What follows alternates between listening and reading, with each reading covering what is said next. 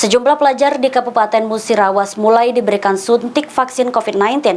Pelaksanaannya dilakukan di masing-masing puskesmas terdekat.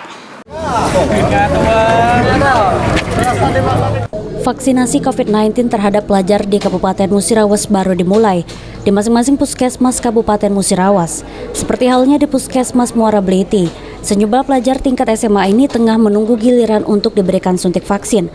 Dalam kesempatan tersebut, Bupati Musirawas bersama Kapolres Musirawas dan juga Dandim 0406 Lubuk Linggau memantau langsung pelaksanaan vaksinasi pelajar.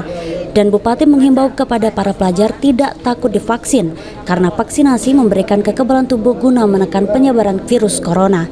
Bupati juga berpesan kepada pelajar yang sudah divaksin agar mereka bisa mengajak teman-temannya untuk mengikuti vaksinasi COVID-19.